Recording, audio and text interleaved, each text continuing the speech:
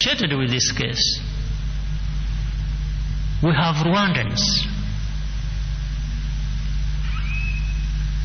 who are out there, who exiled themselves under all sorts of claims.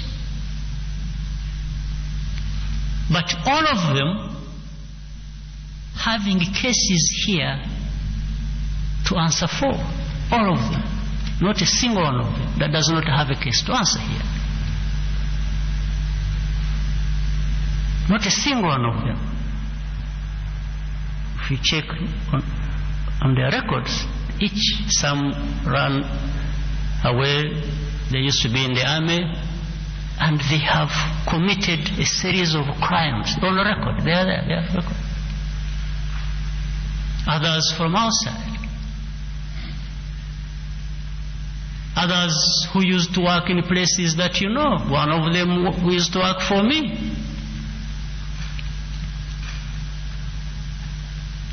And the only thing he can talk about that one can look around especially without knowing other things. The only thing he can pride in is having ever worked for me. That's the only thing. Nothing else. And he ran away twice. He deserted and asked for mercy to come back to work. We allowed him to come back. Then he worked for some time. He was in another mess. He ran away again.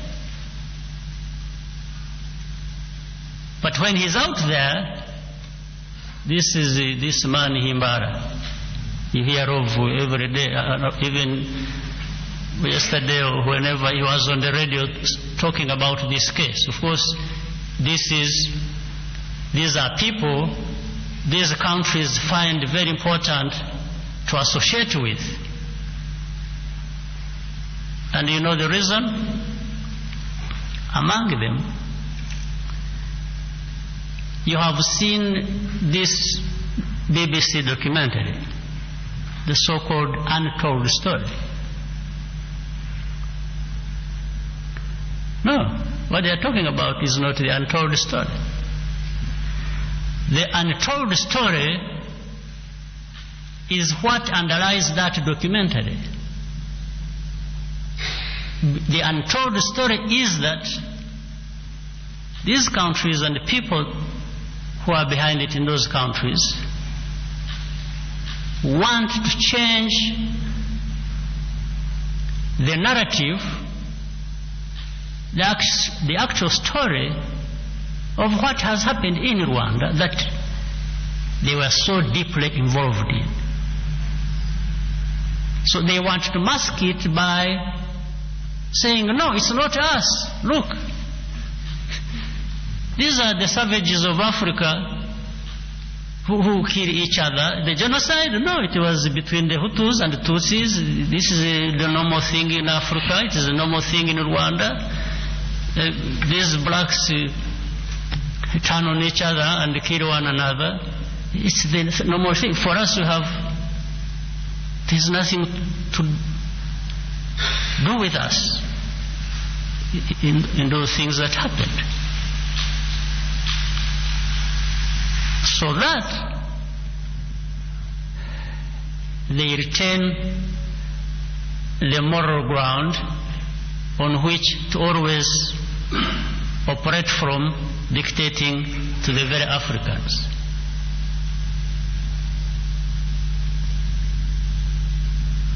Yes, so that it's not us. For us, we are people of high standing and above these fellows, so we can't. But of course, inadvertently, they make one big mistake. How do you maintain any credible ground by associating with such criminals who feed you, who advise you, who you want to front and say, oh, you know, these are people who respect democracy, who respect human rights. They have run to us. You know, the government in Rwanda was about to kill them and kill them. Since when did we become killers? These same people have killed more people than they can claim that Africans ever killed. Among those they killed, they have killed Africans. Millions.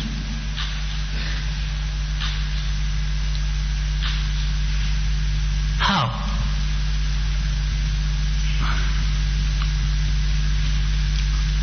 How do we become killers?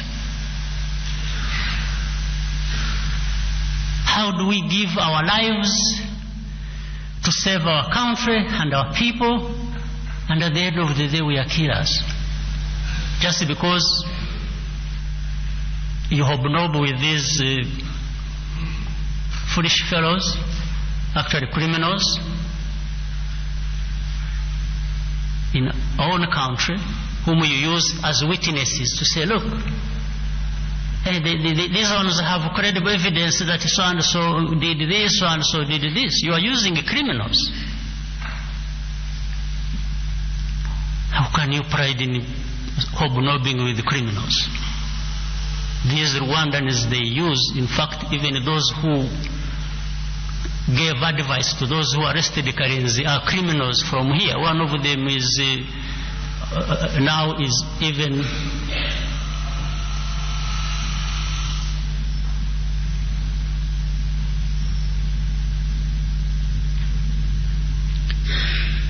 one of them happens to have now a dual citizenship.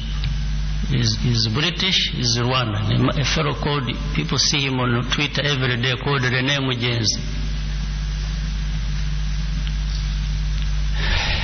How he wants to be of political influence in UK and then in Rwanda at the same time is going to be difficult. But he runs, him and another thug from our army who ran away is a criminal called Marara.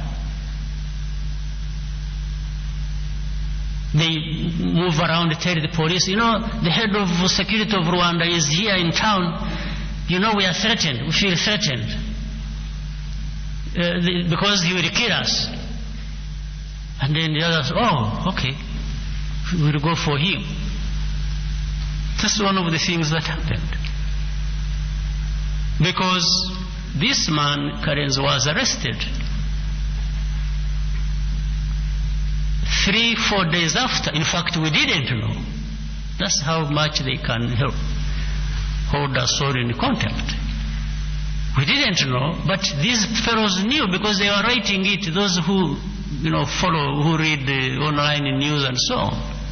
These same fellows, René, Marara, and some of their foreign friends living in Canada and one in the US, they are already writing, talking about the arrest of this man on the 17th of June. When we are told is when the indictment, the request for extradition came from Spain. For us, we only knew when he was being arrested.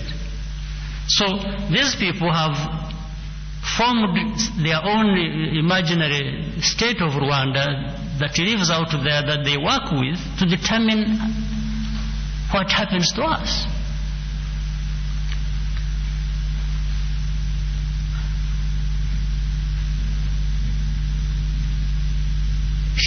This is not serious. Absolutely not serious. How can this be?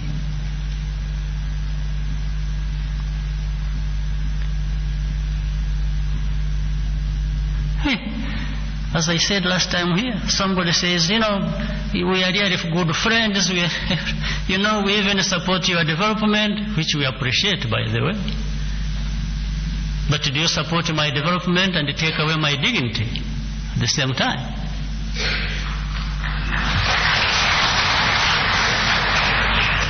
Oh, you are really helping me because you despise me.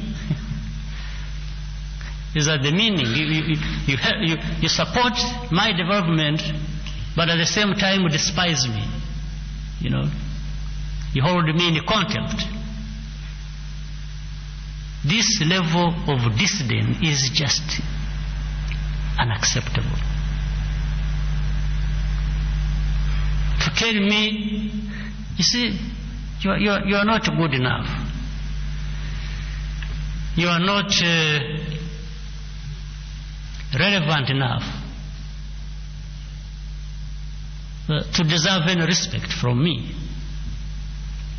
This is what the story is about. So now the argument, how can the argument be extradition? You want to extradite this Rwandan general to Spain? No, you should not have arrested him in the first place. There are no grounds on which anyone should have arrested our head of, our chief of intelligence under any circumstances. You are talking about justice. Justice has a course it follows that respects certain norms.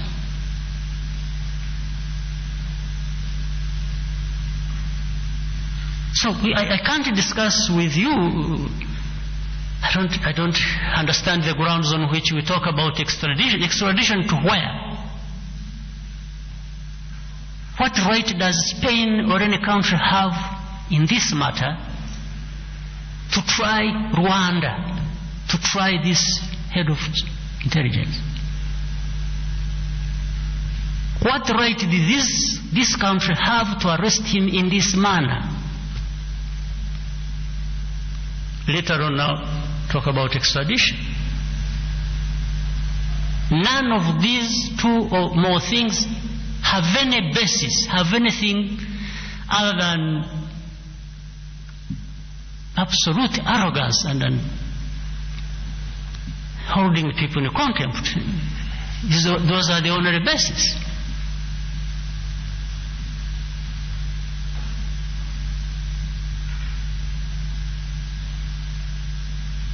It can only be the only basis.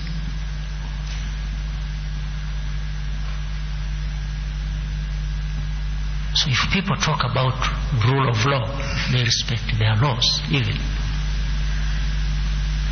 You can't treat people like this. If this is how Africans must be treated, imagine if we are arrested here for any good reason. Even for any good reason, we arrested one of their chiefs of anything. Is that even thinkable? Is that even something you can think of? You know what?